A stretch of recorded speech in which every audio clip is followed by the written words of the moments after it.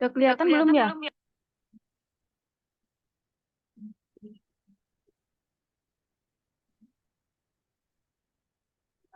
Share. Belum, Bu. Belum ya? Ya. Nah, udah belum ya? Belum, masih dokumen. Mungkin dibuka dulu PPT-nya. Oh, oke.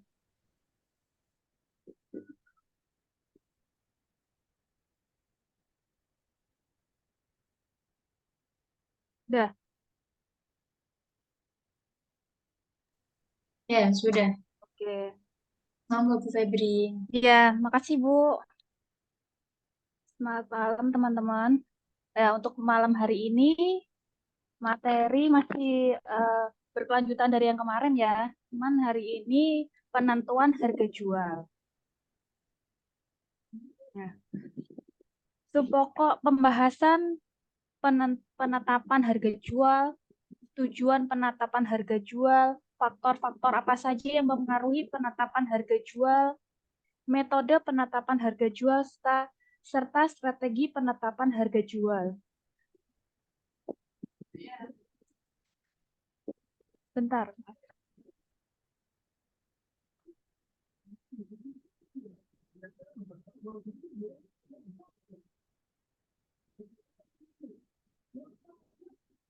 Maaf ya teman-teman, saya lanjutkan lagi ya. Penetapan harga jual menurut Kotler dan Keller tahun 2009 adalah sejumlah uang yang dibebankan atas suatu produk atau jasa atau nilai uang yang ditukar konsumen atas manfaat-manfaat karena memiliki atau menggunakan produk atau jasa. Lalu menurut Edsel, Walker, dan Stanton tahun 1997 merupakan sejumlah uang dan atau suatu yang lain beserta faedahnya yang dibutuhkan untuk mendapatkan suatu produk. Serta berdasarkan Mulyadi tahun 2012, pada prinsipnya harga jual harus dapat menutupi biaya penuh ditambah dengan laba yang wajar. Faktor apa saja nih yang mempengaruhi penetapan? Ini ada faktor internal dan faktor eksternal. Nah, faktor internal itu meliputi apa saja? Tujuan dari perusahaan, tujuannya tuh seperti apa? Tujuannya untuk dia di perusahaan itu mau mendapatkan profit berapa? Terus strategi pemasarannya bagaimana? Biayanya seperti apa? Terus pertimbangan organisasinya bagaimana? Nah, kalau untuk faktor eksternal itu ada permintaan dan juga ada demand dan supply. Ada biaya, harga, dan penawaran pesaing, serta selera konsumen, keadaan perekonomian. Jadi di sini faktornya yang untuk mengaruhi penetapan harga itu banyak sekali, baik di dalam perusahaan ataupun di pasar sendiri ya.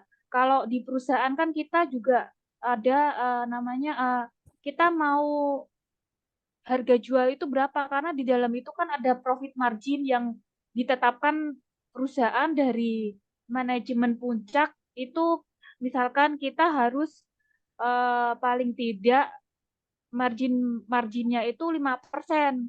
Nah, itu misalkan minimalnya segitu. Kalau 5% itu udah BEP, break even point, atau sudah untung. Misalkan seperti itu. Nah, kalau eksternal sendiri itu di luar itu ada permintaan dan juga pemenuhan. Nah, permintaannya misalkan nih konsumen itu menghendaki itu yang produknya seperti apa. Misal contoh customer di luar itu pasti banyakan itu permintaannya yang kualitasnya bagus dan harganya pun juga terjangkau. Nah, di situ juga kan karena belum lagi juga selera konsumen dan juga kemampuan untuk membayar, kemampuan ekonominya seperti apa. Jadi faktor-faktor yang mempengaruhi penetapan harga itu banyak sekali. Contohnya dari faktor internal dan eksternal tadi. Nah, terus di sini tujuan penetapan harga itu untuk apa? Satu, kelangsungan hidup. Nah, kelangsungan hidup perusahaan. Kelangsungan hidup perusahaan itu sendiri kayak perusahaan itu menetapkan tujuannya apabila menghadapi kelebihan kapasitas produksi misalkan, terus persaingan yang ketat atau perubahan selera konsumen. Nah, dalam hal ini bertahan hidup lebih utama daripada menghasilkan keuntungan. Misalkan dalam posisi keadaan seperti itu ya. Contohnya seperti waktu 2 tahun yang lalu kita menghadapi pandemi COVID. Nah, seperti itu. Jadi karena persaingan juga ketat dan perekonomiannya lemah, jadi bertahan hidup itu lebih utama. Jadi bertahan untuk kelangsungan perusahaan itu lebih utama daripada menghasilkan keuntungan. Nah, contoh-contohnya seperti itu. Terus demi kelangsungan hidup perusahaan, terus disusun strategi dengan menetapkan harga jual yang rendah dengan asumsi pasar akan peka terhadap harga. Ada juga yang seperti itu. Lalu laba sekarang maksimum. Nah, banyak perusahaan menetapkan harga yang memaksimalkan labanya sekarang. Mereka memperkirakan bahwa permintaan dan biaya sehubungan sebagai alternatif harga dan memiliki harga yang akan menghasilkan laba, arus kas, atau pengembalian investasi yang maksimal. Lalu yang ketiga, pendapatan sekarang maksimum. Beberapa perusahaan menetapkan harga yang akan memaksimalkan pendapatan dari penjualan. Memaksimalisasi pendapatan hanya membutuhkan perkiraan fungsi permintaan. Banyak manajer yang percaya bahwa memaksimalisasi pendapatan akan menghasilkan maksimalisasi laba jangka panjang dan pertumbuhan pangsa pasar. Lalu yang keempat, pertumbuhan penjualan maksimum. Perusahaan lainnya ingin memaksimalkan unit penjualan, misalkan seperti itu ya. Mereka percaya bahwa volume penjualan yang lebih tinggi akan menghasilkan biaya per unit yang lebih rendah dan laba jangka panjang jauh lebih tinggi. Mereka menetapkan harga terendah dengan mengasumsikan bahwa pangsa pasar itu sensitif terhadap harga ini, disebut penetapan harga penetrasi pasar. Lalu yang kelima, skimming pasar. Nah, skimming pasar itu hanya memungkinkan dalam kondisi adanya sejumlah pembeli yang memiliki permintaan tinggi, biaya per unit untuk memproduksi volume kecil tidaklah sedemikian tinggi sehingga dapat diserap pasar. Harga yang tinggi tidak menarik lebih banyak pesaing. Harga tinggi menyatakan citra produk superior. Nah, di sini misalkan nih kayak hanya tertentu harga harga tinggi itu misalkan hanya karena dia memiliki yang kualitas produknya itu sudah bagus ya. Nah, ketika dia memiliki produk yang kualitas bagus dan dia skimming pasarnya bagus, jadi harganya tinggi. Setinggi apapun harga itu, maka pasar akan mencarinya karena dia mengutamakan kualitas daripada harga. Ada juga customer yang begitu dan di lapangan pun ada yang demikian juga. Lalu ke pemilihan mutu produk. Nah, perusahaan mungkin mengarahkan untuk menjadi pemimpin dalam hal mutu produk di pasar dengan membuat produk yang bermutu tinggi dari pesaingnya. Mutu dan harga yang lebih tinggi akan mendapatkan tingkat pengembalian yang lebih tinggi dari rata-rata industrinya. Nah, ini dia mengedepankan mutu produk dan harga. Jika mutunya bagus, otomatis harganya kan juga tinggi. Nah, ketika harga tinggi, maka dia memiliki pengembalian yang ininya tuh lebih tinggi dari rata-rata industri sebelumnya seperti itu. Nah, metode penetapan harga jual. Antara lain, satu, penetapan harga jual berdasarkan biaya. Kedua, penetapan harga jual berdasar pesaing. Ketiga, penetapan harga jual berdasarkan permintaan. Nah, di sini cost based pricing. Jadi metode penetapan harga. Saya kan ada memiliki 4 kategori. Salah satunya seperti tadi, metode penetapan harga paling standar dan umum dipakai. Lalu menentukan harga berdasarkan biaya, menambah prosentase keuntungan, penetapan harga jual berdasarkan biaya. Nah, ini contoh nih, total biaya itu antara lain ada biaya material, biaya tenaga kerja, biaya overhead. Nah, biaya ditambah profit sama dengan harga jual. Nah, di sini yang saya jelaskan tadi ya. Jadi tujuan perusahaan itu dia mau profit berapa persen. Dia memiliki jadi itu ada takarannya membuat profit margin. Jadi profit margin yang diinginkan tujuan perusahaan itu berapa persen. Jadi total-total harga biaya ditambah dengan profit margin yang tadi yang diinginkan labanya sama dengan harga jual. Nah, ini kategori penetapan harga jual berdasarkan biaya. Ada 4. 1, cost plus pricing method. Kedua, markup pricing method. Ketiga, fixed free pricing. Keempat, target pricing. Nah, di sini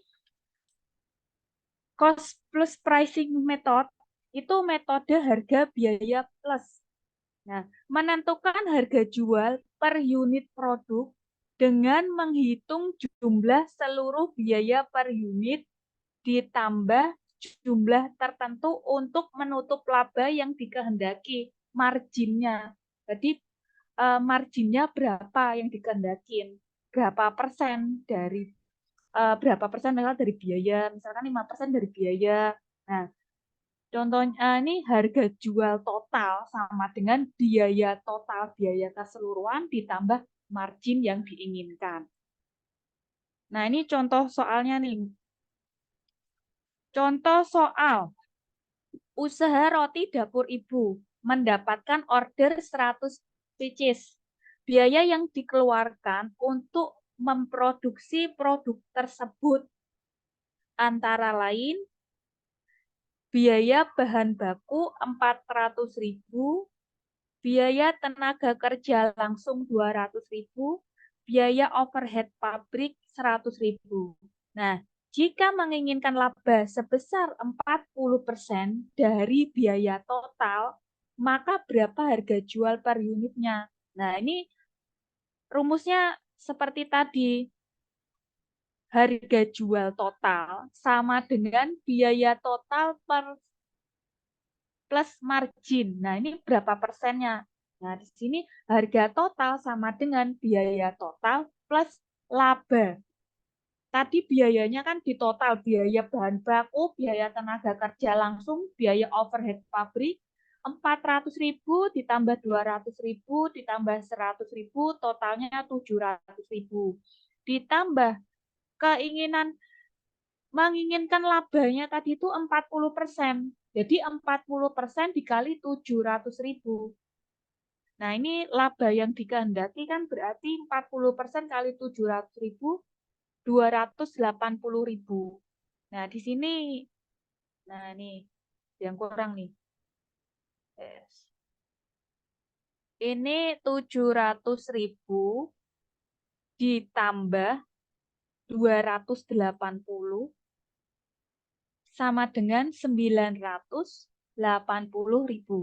Nah, harga jual per roti tadi kan total biaya harga totalnya kan 980.000 dibagi berapa? 100 pieces roti. Jadi 980.000 dibagi 100 sama dengan 9.800 per pieces rotinya. Nah, next. Ini markup pricing method. Jadi penetapan harga oleh para pedagang, perantara atau reseller atau dropshipper untuk menentukan harga jual dengan menambahkan markup yang diinginkan pada harga beli persatuan. Ya, ini harga jual sama dengan harga beli plus markup. Nih, contoh soal. Pedagang sepatu membeli barang seharga 300.000. Kemudian menginginkan keuntungan itu 100.000. Berapa sepatu tersebut dijual? Nah, ini produk sepatu yang dijual, harga jual sama dengan harga beli plus markup. Jadi harga yang tadi 300.000 yang kemudian menginginkan keuntungan 100.000. 300.000 ditambah 100.000 sama dengan 400.000. Nah, sampai di sini ada yang ditanyakan atau mungkin terlalu cepat saya menjelaskan atau yang ada yang masih bingung gitu? Boleh.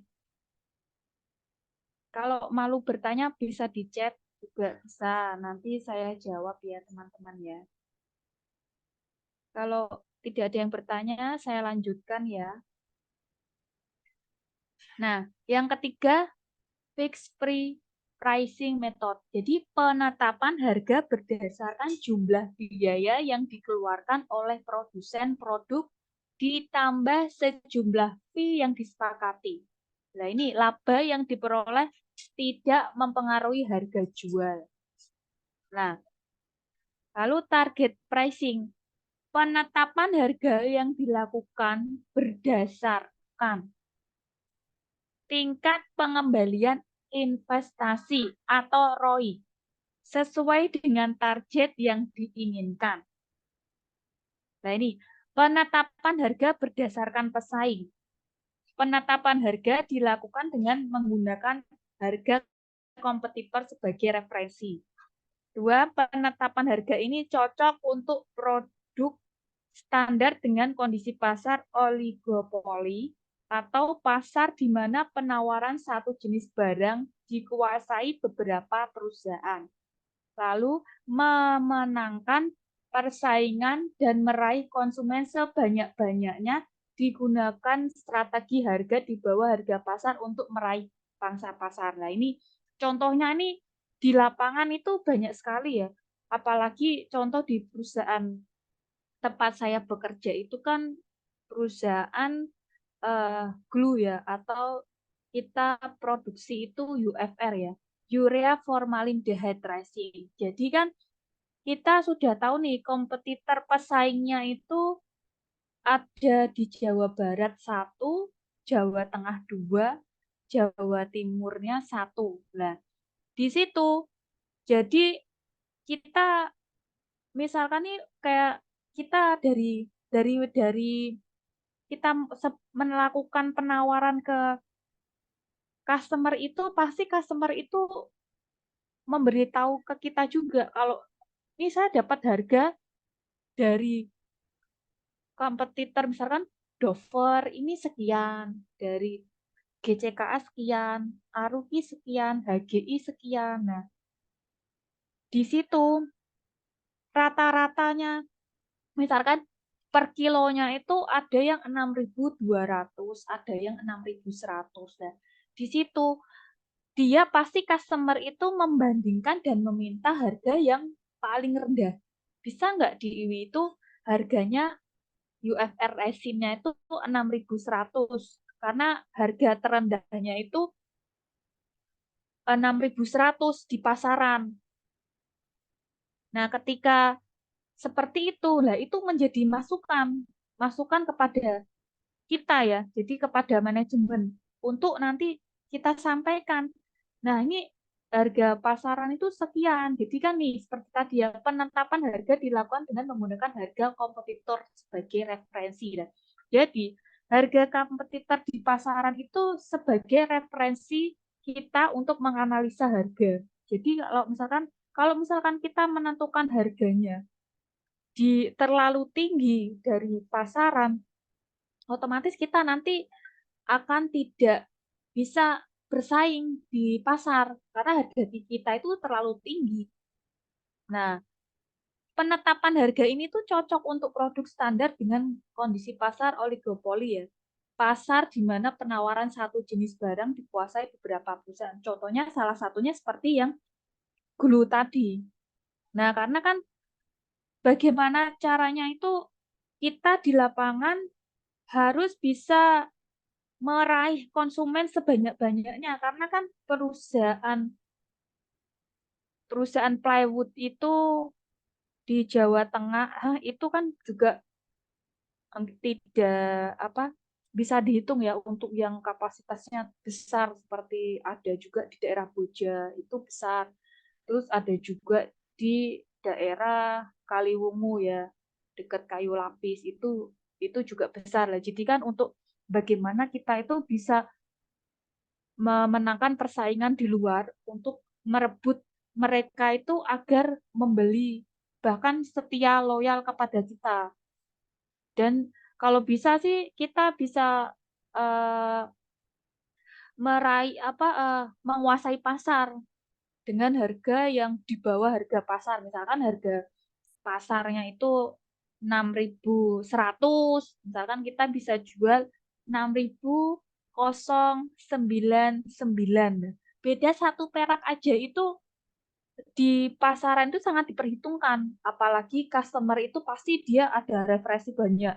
Nah, 1 kilonya itu selisih satu perak saja, dia itu nanti dikalikan dengan skala penggunaan mereka dalam 1 bulan.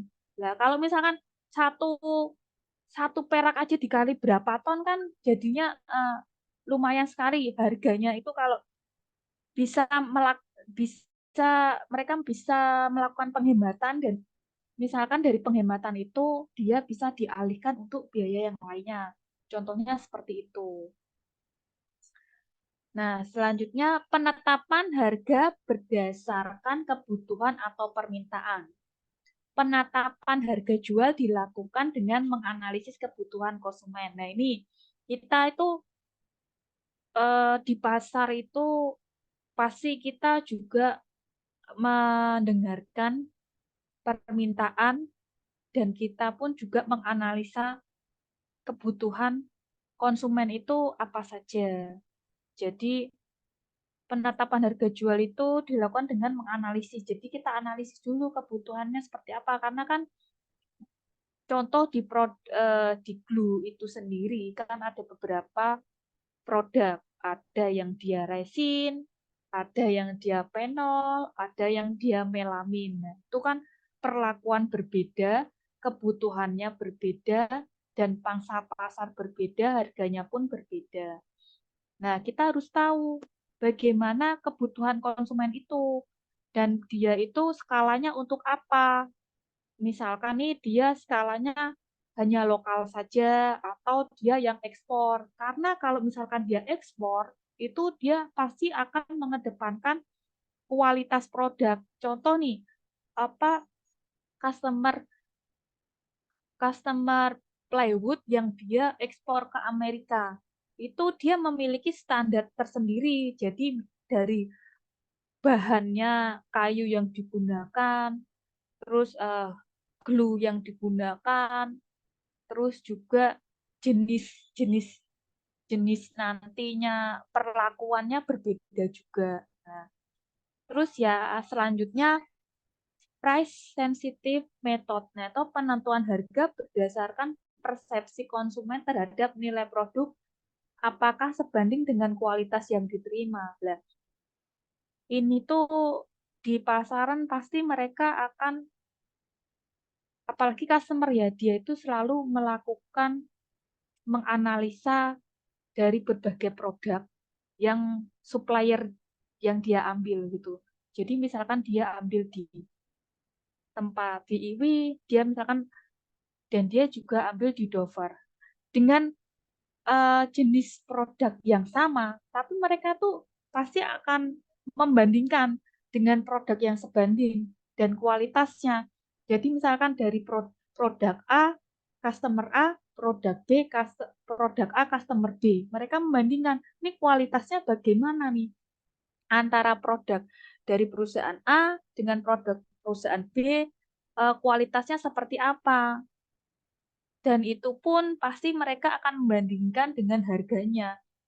Karena kan sebelum mereka deal, pasti mereka itu minta sampelnya produk boleh gitu. Oke, nanti dikasih sampel produknya. Lah, mereka itu sebelum beli pasti mereka kan melakukan trial, uji coba dengan skala yang kecil dengan produk yang sama dari dua perusahaan yang berbeda. Nah, fungsinya trial itu untuk nanti perbandingan pengaplikasiannya di lapangannya itu apakah hasilnya bagus atau nanti ada yang reject atau yang kurang bagus atau nanti bisa terjadi blister lah. Mereka itu pasti akan konsumen itu terhadap nilai produk itu sebanding nggak nih sama kualitas yang dia terima harganya. Kalau misalkan harganya mahal tapi kualitasnya kurang bagus, mereka pasti nanti akan kecewa dan tidak akan ngambil ke produk kita kalau kita tidak memiliki kualitas yang bagus.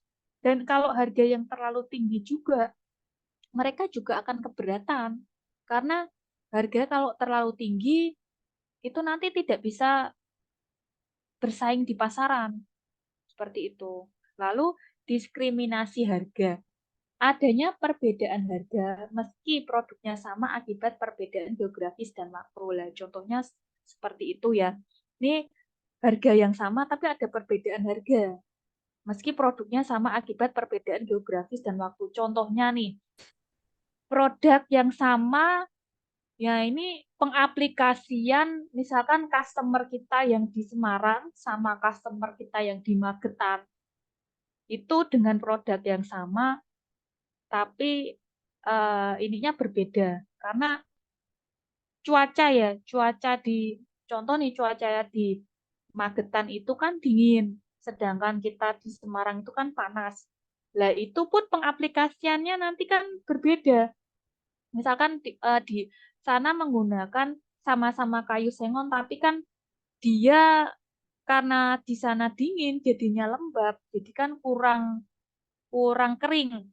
Kalau untuk yang di daerah Semarang karena panas, jadi kan dia terkena panas kan kering. Nah, itu pun pengaplikasian dan penggunaannya komposisi formulanya tuh kan berbeda. Nah, itu harganya juga lain seperti itu. Contohnya karena adanya akibat perbedaan geografis dan waktu. Contohnya seperti itu. Nah, ini strategi penetapan harga. Kayak produk baru, skimming pricing, menentukan harga setinggi-tingginya diharapkan dapat menutup biaya dan menghasilkan laba maksimum. Penetration pricing, menentukan harga yang rendah untuk menciptakan permintaan.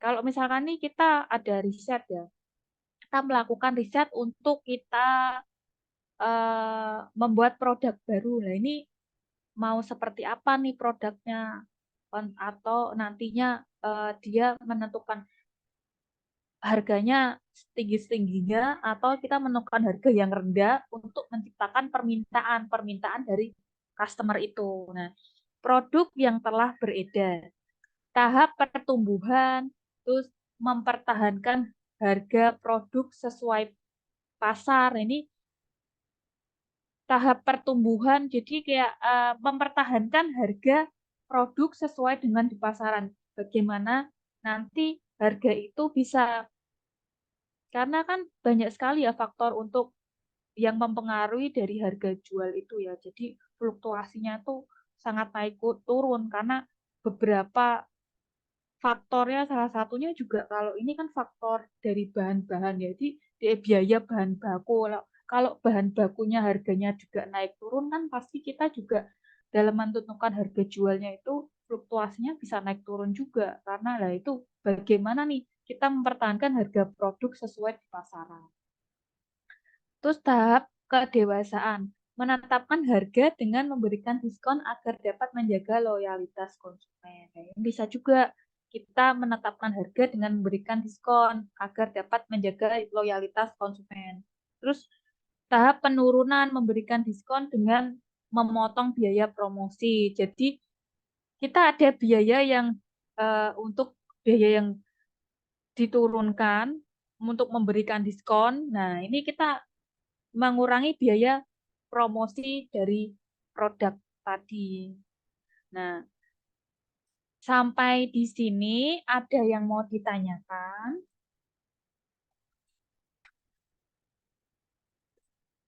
Atau ada yang masih bingung?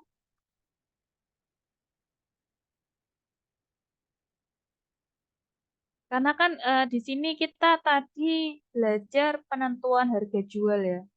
Karena penentuan harga jual itu merupakan hal yang sangat penting dalam manajemen. Harga jual itu kan dipengaruhi oleh banyak hal, seperti biaya penuh yang dikeluarkan untuk memproduksi barang atau jasa. Biaya penuh itu merupakan informasi batas bahwa penentuan harga jual itu yang artinya biaya penuh itu tidak boleh lebih besar dari harga jual supaya tidak menimbulkan kerugian. Hal lainnya yang dapat mempengaruhi harga jual itu yaitu seperti aspek di luar biaya, yakni selera konsumen, kayak seperti tadi ya, selera konsumen, terus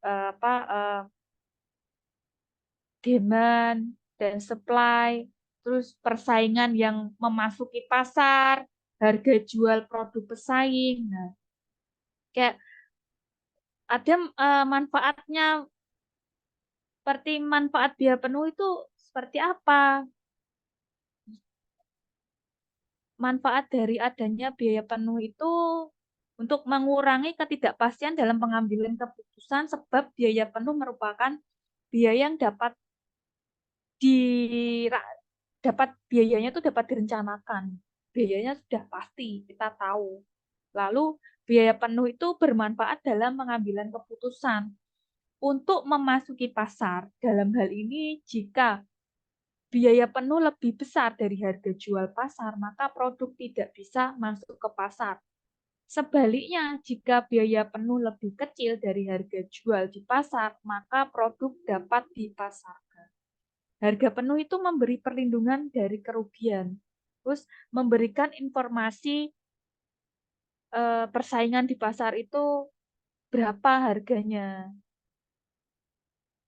Seperti itu. Ada yang mau ditanyakan? Atau ada yang masih bingung? Kalau Nih mis ada. Gimana? kalau misalnya nggak ada yang menjawab, ditunjuk aja Bu atas namanya. Oke, boleh. Ya, biar nanti mereka sebagai nilai tambahan. Iya, baik. Ya. Mungkin Chelsea ya. Chelsea lihat Dian Hapsari. Ada yang mau ditanyakan?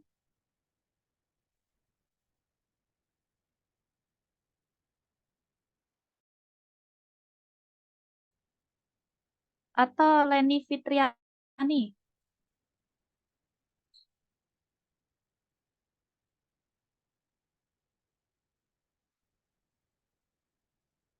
Nah, di sini kalau ada saya lanjut ya. Oh, ini apa? Ada ya. Oh, belum ada, Bu. Oke. Di sini ya, kalau harga jual itu kan kemarin kita sudah belajar harga ini ya, eh, harga pokok ya, berdasarkan sistem ABC sama ABM. Jadi di perusahaan manufaktur, apalagi itu pabrikan ya yang skalanya besar, dia itu kan faktornya banyak sekali. Karena dia itu kan sebelum sebelum menentukan harga jual kan dia itu nantinya sebelum menciptakan produk yang akan dijual di pasaran, ya R&D-nya itu melakukan riset. Jadi dari riset itu dianalisa nih, bisa nggak produk ini itu nanti dilempar ke pasaran itu bisa bersaing nggak, bisa laku, dijual nggak, harganya itu masuk atau tidak. Dan dengan produk yang sama, apakah dari beberapa pesaing itu harganya itu kita lebih tinggi atau kita di bawah harga pasar atau kita yang justru memimpin harga. Nah, karena faktanya di lapangan itu kadang ada juga yang seperti ini. Di pasar itu mereka ada pernah jadi dari beberapa kayak dari pesaing ya, ada Dover, Aruki, GCKA, HGI. Customer itu minta harga mereka itu penawaran harganya mereka belum kasih, dan mereka tuh pas bilang seperti ini, harga di IWI berapa? Mereka menanyakan dulu nih harga di kita itu berapa. Sedangkan kita ini belum ada melakukan penawaran ke customer. Lah, jadi kompetitor-kompetitor menunggu harga dari kita. Ada juga yang begitu. Jadi setelah kita misalkan nih kita melakukan penawaran, kita buat penawaran harga ke customer, baru nih ke apa kompetitor-kompetitor yang lain tuh, wah harga pasaran ini di harga 5.800 untuk UFR. Lah, mereka nantinya faktanya ada juga yang sama atau bahkan mereka di bawah kita cuma 1 perak atau 2 perak atau 50 perak pun ada. Itu fakta yang terjadi di lapangan, ada yang demikian. Nah, ini penetapan harga jual berdasarkan biaya, terus penetapan harga jual berdasarkan pesaing, dan penetapan harga jual berdasarkan permintaan. Jadi metodenya banyak, ada 3 ya untuk penetapan harga jual. Terus ya penentuan harga jual itu kan kebijakan menentukan harga jual atau pricing policy ya. Kebijakan penentuan harga jual itu adalah pernyataan sikap manajemen terhadap penentuan harga jual produk atau jasa. Kebijakan tersebut bisa menentukan harga jual, namun menetapkan faktor-faktor yang perlu dipertimbangkan dan aturan dasar yang perlu diikuti dalam penentuan harga jual. Nah, ini saya kasih, bentar saya kasih contoh, saya share. Mana ya?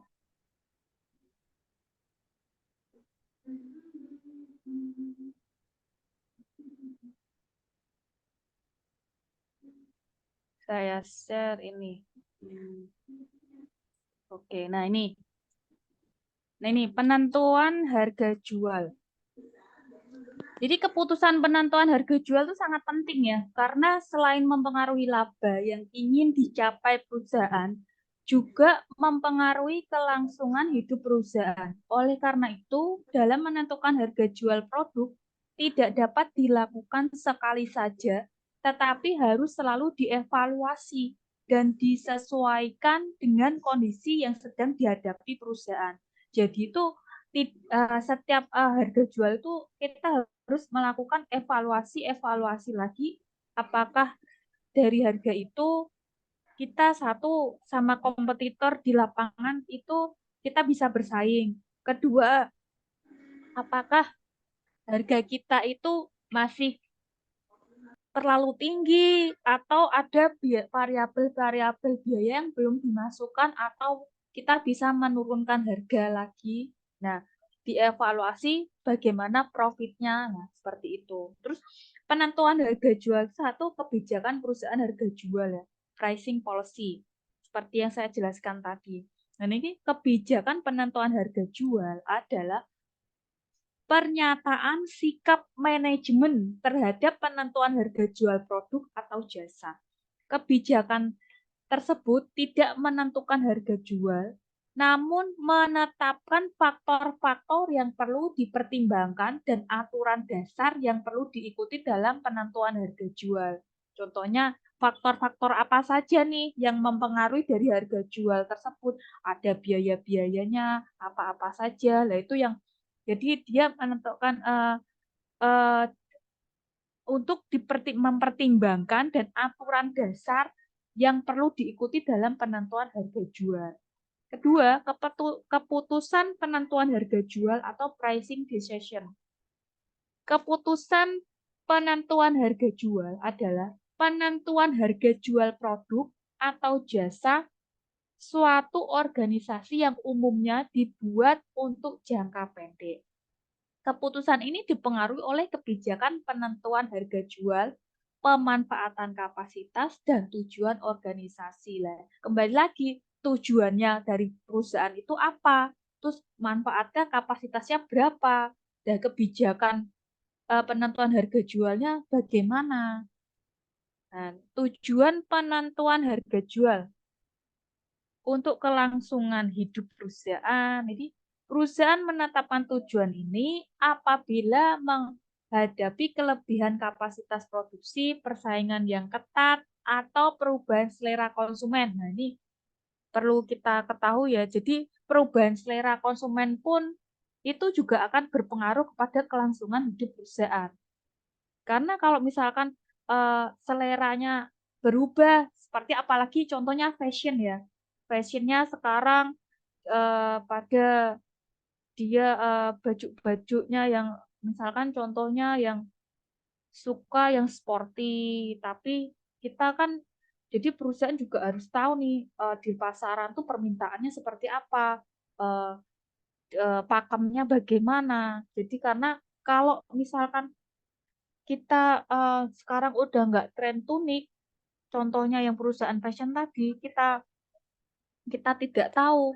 Jadi kan nanti kalau misalkan produksi itu pun nggak akan laku di pasaran karena selera selera konsumennya berubah. Nah, kayak seperti itu. Nah, dalam hal ini bertahan hidup lebih utama daripada menghasilkan keuntungan. Nah, kalau yang seperti ini contohnya bertahan hidup aja susah, apalagi mencari keuntungan. Contohnya nih seperti kemarin pandemi COVID ya. Karena pandemi COVID ini tidak cuman perusahaan satu atau dua yang tumbang. Contohnya nih, kita tahu ya, perusahaan Homipet. Homipet perusahaan sepatu sandal yang begitu besarnya. Dia memiliki karyawan itu sekitar 4.000. Nah, dia pabriknya berada di Tangerang. Itu aja dia sangat berdampak sekali karena mereka semua customer konsumen itu mereka bahkan untuk membeli sepatu ataupun sandal saja mereka enggan karena lebih baik uang mereka itu buat bertahan hidup di masa pandemi dan mereka tidak memikirkan apa yang mereka gunakan. Lah, karena pandemi itu sangat berdampak sekali kepada perusahaan-perusahaan contohnya seperti skala Somipet yang dia skala nasional yang begitu banyak sekali. Nah, efek dari situ banyak dia pun dari pihak manajemen Homipet ada yang melakukan pengurangan karyawan untuk mengurangi beban. Ada juga yang akhirnya pun gajinya harus dipotong 25% dan itu pun ada yang dicicil 3 kali. Nah, itu faktanya seperti itu. Karena apa? Mereka bertahan hidup aja susah. Jadi bagaimana caranya mereka bertahan demi kelangsungan hidup perusahaan itu. Dan ini fakta terjadi demikian. Lalu selanjutnya peningkatan arus keuntungan. Perusahaan dapat memaksimalkan laba jangka pendek apabila perusahaan lebih mementingkan prestasi keuangan jangka pendeknya dibandingkan jangka panjang.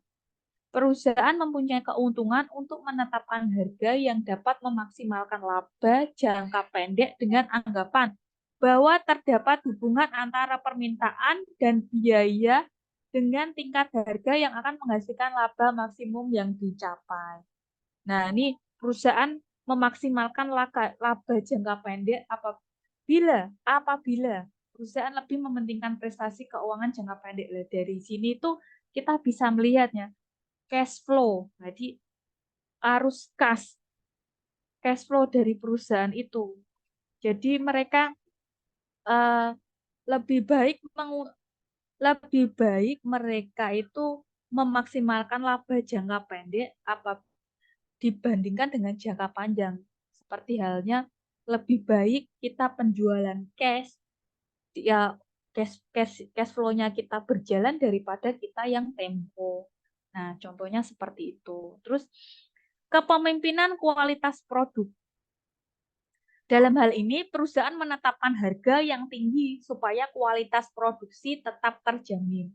Ada kemungkinan perusahaan mempunyai keinginan untuk memasarkan produk dengan kualitas tinggi atau ingin menjadi pemimpin dalam kualitas produk di pasarnya.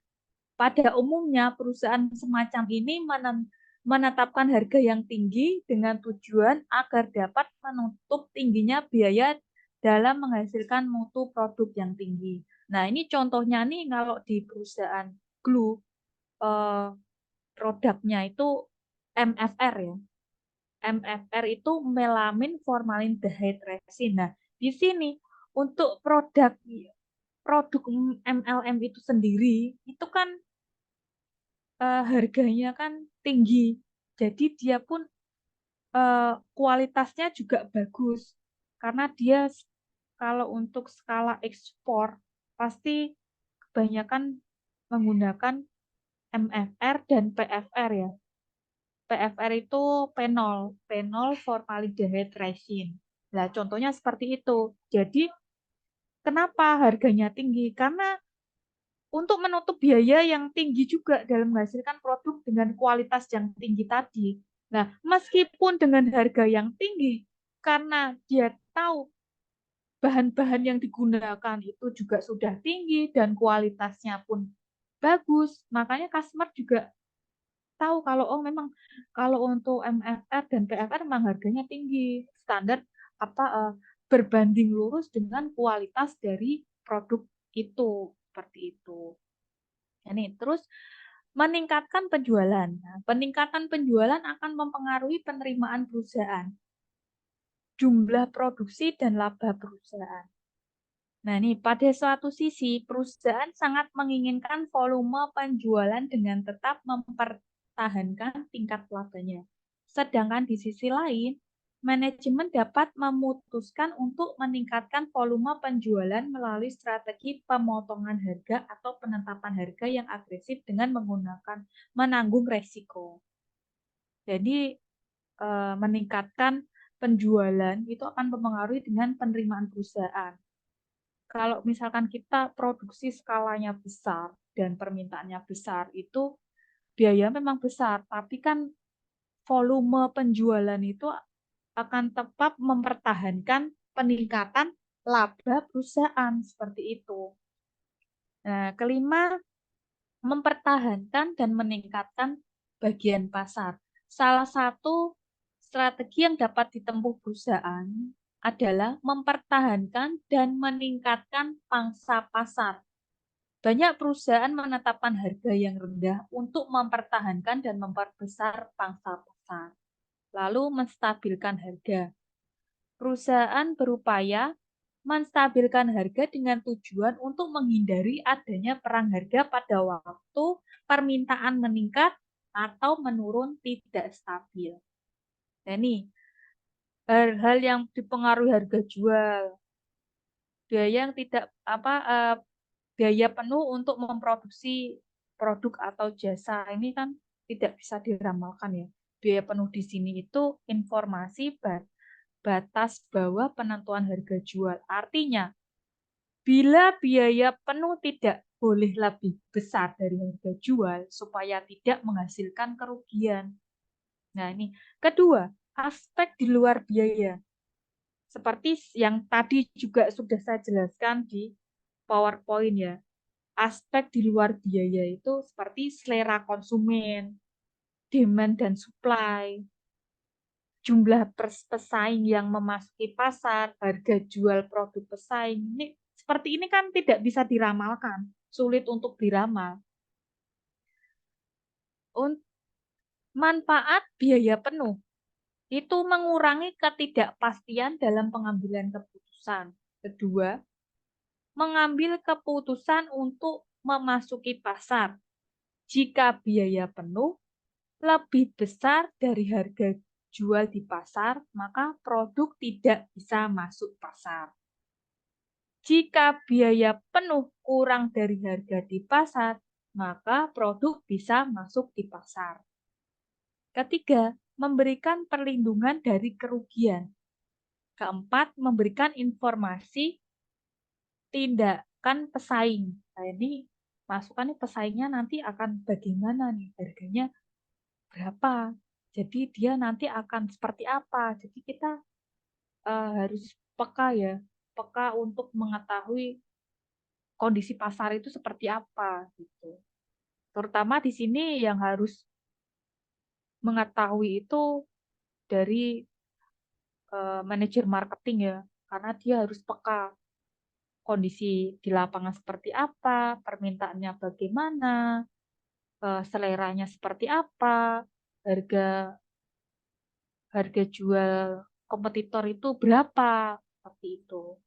Lalu metode penetapan harga jual itu ada juga harga jual normal, manufaktur dan penjualan jasa. Terus harga jual untuk pesanan khusus, terus harga jual dengan cost type kontrak. Terus harga jual yang dihasilkan oleh perusahaan yang diatur oleh pemerintah. Nah ini, harga jual normal. Itu harga jual harus dapat menutupi biaya penuh plus menghasilkan laba.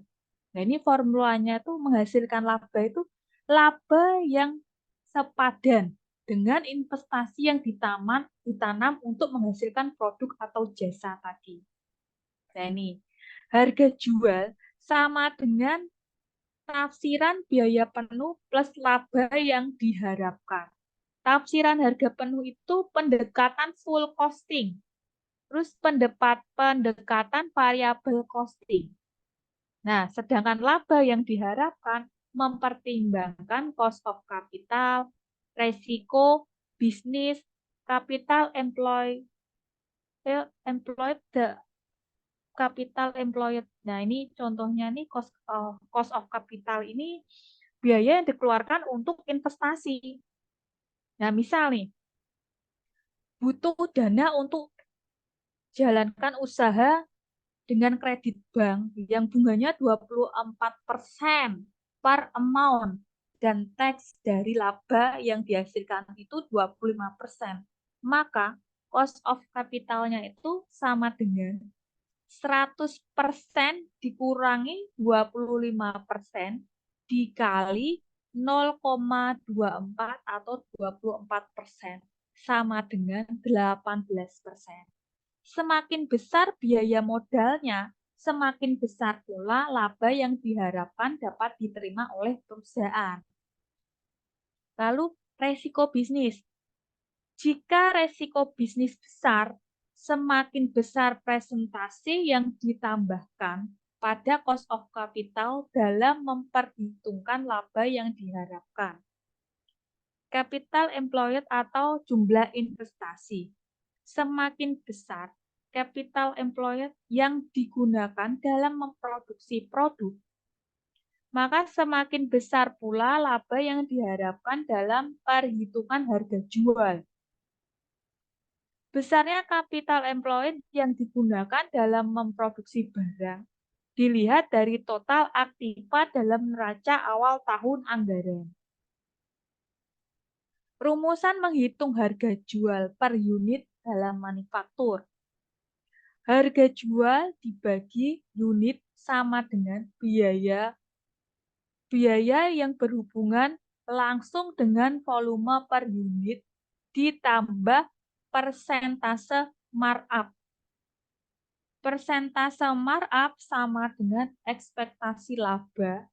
Nah, ini labanya berapa yang diinginkan plus biaya yang tidak berhubungan langsung oleh volume produk atau non-produksi. Nah, ini contohnya tabel perbedaan.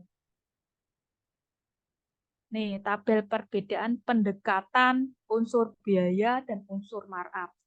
Untuk full costing atau absorption approach, unsur biayanya itu biaya produksi dan unsur markup-nya ekspektasi laba yang diinginkan berapa persen plus biaya non-produksi. Untuk variable costing atau contribution approach, unsur biayanya, biaya produksi dan non-produksi yang bersifat variabel. Unsur markup-nya, ekspektasi laba berapa persen yang diinginkan, plus biaya produksi, plus non-produksi yang bersifat tetap. Total costing, unsur biaya, biaya produksi plus biaya non-produksi. Unsur markup, ekspektasi laba. Sampai di sini ada yang mau ditanyakan? Atau ada yang masih bingung?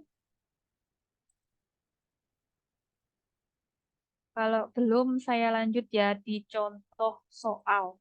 Nah ini contoh nih, manajer pemasaran PT Abadi sedang mempertimbangkan penentuan harga jual produk A untuk tahun anggaran yang akan datang. Menurut anggaran, perusahaan direncanakan akan beroperasi pada kapasitas normal sebanyak 1.000 kg dengan taksiran biaya penuh untuk tahun anggaran yang akan datang sebagai berikut. Biaya variabel terdiri dari biaya produksi variabel sebanyak 2 juta, biaya administrasi dan umum variabel sebanyak 50.000, biaya pemasaran variabel sebanyak 50.000. Total biaya variabel dari biaya produksi, biaya ADM dan umum, biaya pemasaran ditambahkan semuanya 2 juta ditambah 50 ditambah 50, totalnya 2.100.000. Nah, sedangkan biaya tetap terdiri dari biaya produksi tetap sebanyak 1 juta, biaya administrasi dan umum tetap sebanyak 150.000. Biaya pemasaran tetap sebanyak 250.000. Total biaya tetap dari biaya produksi, biaya ADM umum, biaya pemasaran ditotalkan semua. Totalnya 1.400.000. Nah, total biaya penuh, total biaya variabel ditambah total biaya tetap sama dengan 3.500.000 dari biaya variabel 2.100.000 ditambah total biaya tetap 1.400.000 jadi total biaya penuhnya 3.500.000. Total aktiva yang diperkirakan pada awal tahun anggaran 4 juta dan laba yang diharapkan dinyatakan dalam tarif kembalian investasi atau ROI sebesar 25%. Ini pendekatan full costing, unsur biaya, biaya produksi variabel ditambah biaya produksi tetap 2 juta ditambah 1 juta sama dengan 3 juta. Nah, ini unsur markup, biaya non produksi variabel 100.000, biaya non-produksi variabel 100.000, biaya non-produksi tetap 400. Jadi ini tadi yang biaya non-produksi variabel tadi itu yang ini ya, biaya administrasi dan umum dan biaya pemasaran. 50 ditambah 50 kan sama dengan 100. Dan biaya non-produksi tetapnya itu 150.000 ditambah 250 sama dengan 400.000. Nah, ekspektasi laba 25% dikali 4 juta nih. 4 juta yang tadi total aktiva yang diperkirakan pada awal tahun anggaran 4 juta ini ya. 4 juta dikali 25% sama dengan 1 juta. Nah, total unsur markup 100.000 ditambah 400.000 ditambah 1 juta sama dengan 1.500.000. Nah, di sini prosentase markup 1.500.000 dibagi unsur biaya produksi tadi itu kan 3 juta ya. Jadi 1.500.000 dibagi 3 juta dikali 100% sama dengan 50%. Nah, perhitungan harga jualnya, biaya produksi di sini tadi 3 juta, markup 50% dikali 3 juta harga produksi sama dengan 1.500.000. Total harga jual 3 juta ditambah 1.500.000 sama dengan 4.500.000. Lah, volume produksinya tadi 1.000. Nah, ini 1.000 kilogram. Nah, berapa harga jual produk per kilonya? Total harga jual 4.500.000 dibagi volume produksi 1.000 kilogram sama dengan harga jual produk per kilo 4.500. Sampai di sini ada yang mau ditanyakan atau masih ada yang bingung?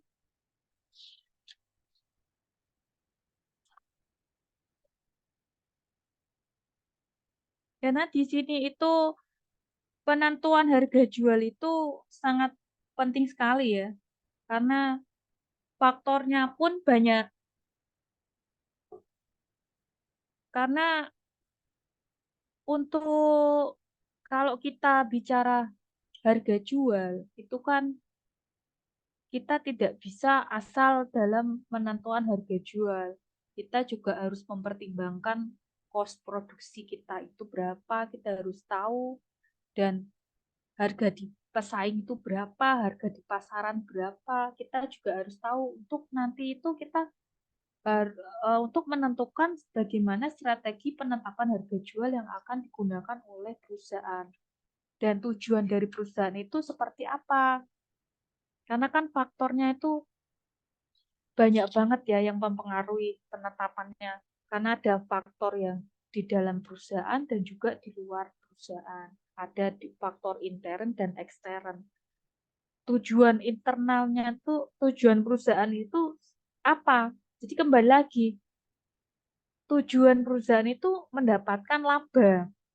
Laba yang seperti apa?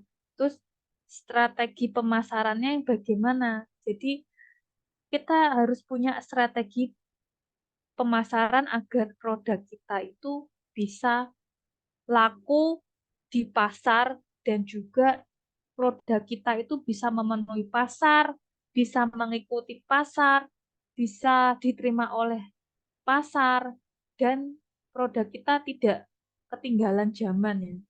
Jadi kita harus selalu update, selalu mengevaluasi. Jadi kita bisa melihat dan bisa membandingkan dengan kompetitor kita di pasaran itu bagaimana.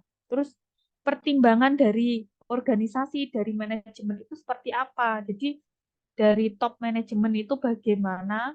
Lah nanti disinkronisasi dari top, middle, lower saling saling berkontribusi, saling bekerja sama untuk menghasilkan untuk menghasilkan produk yang bisa diterima di pasaran, memenuhi permintaan di pasaran, yang di mana biaya, harga, dan kualitas produk kita itu bisa memenuhi permintaan dari customer dan juga memenuhi selera konsumen. Dan perlu kita perhatikan juga bagaimana keadaan perekonomiannya.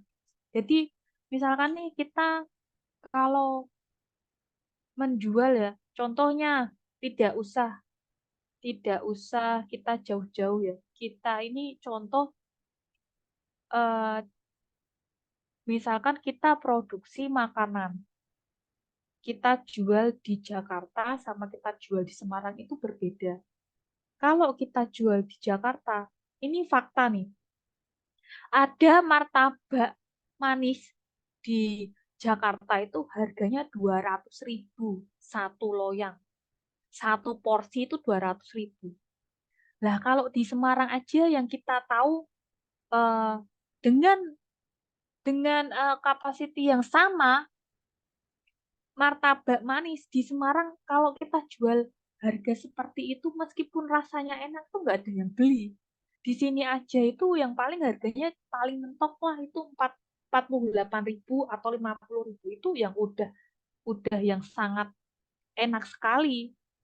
Lah, kenapa? Kenapa di Jakarta itu laku dan kenapa di Semarang tidak laku? Lah, kita perhatikan dan kita lihat lagi.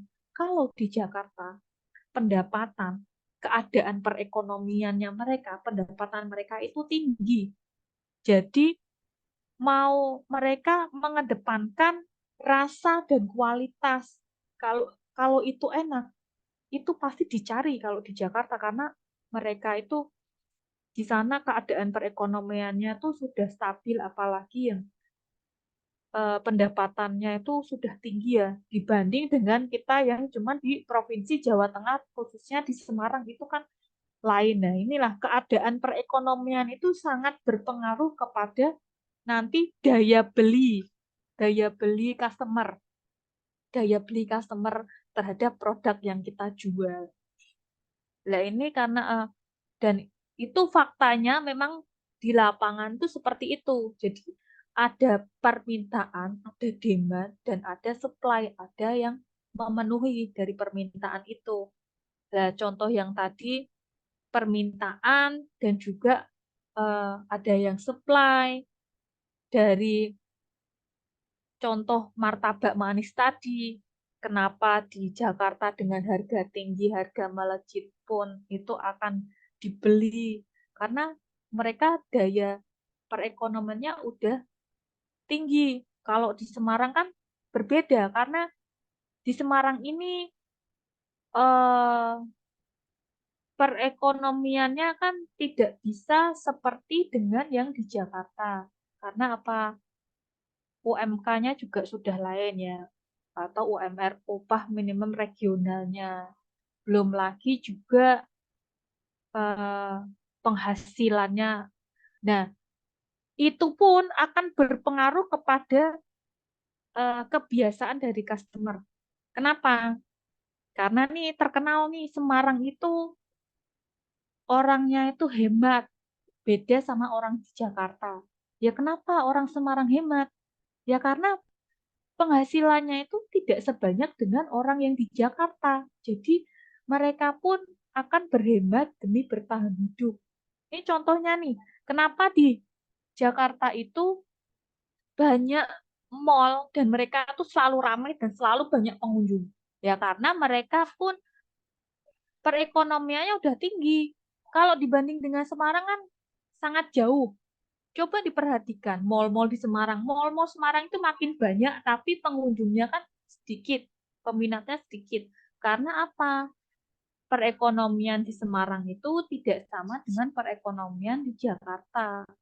Seperti itu. Nah, tujuan penetapan harga tadi kan salah satunya untuk kelangsungan hidup, laba sekarang minimum, pendapatan sekarang maksimum, pertumbuhan penjualan yang maksimum, skimming pasar maksimum, kepemimpinan produk seperti yang saya sudah jelaskan tadi ya. Ya, kepemimpinan produk itu perusahaan mungkin mengarahkan untuk menjadi pemimpin dalam hal mutu produk di pasar dengan membuat produk yang bermutu tinggi dari persaingannya, mutu dan harga tinggi akan mendapatkan tingkat pengembalian yang lebih tinggi dari rata-rata industrinya. Nah, ini contohnya yang sudah saya contohkan di awal itu contoh produk kalau yang di perusahaan Glue tadi itu produk MFR dan PFR. Jadi melamin formaldehyde resin dan juga fenol formaldehyde resin seperti itu. Nah, terus metode penetapan harga jual itu penetapan harga jual berdasarkan biaya. Jadi kita harus tahu ya biaya-biaya apa saja variabel-variabel apa saja, faktor-faktor biaya tetap, dan seperti yang saya contohkan seperti ini, ada biaya tetap, terus biaya variabelnya seperti apa, terus penetapan harga jual, harga pesaing itu seperti apa, bagaimana di pasaran, terus kita untuk nanti kita bisa merebut pasar itu kita harus bagaimana, strategi apa yang akan kita gunakan, terus penetapan harga jual berdasarkan permintaan yang bagaimana, permintaan misalkan kualitasnya yang bagus dengan harga yang rendah. Nah, itu kebanyakan tuh customer seperti itu, minta kualitas yang bagus tapi dengan harga yang rendah. Nah, itu sangat mempengaruhi harga jual.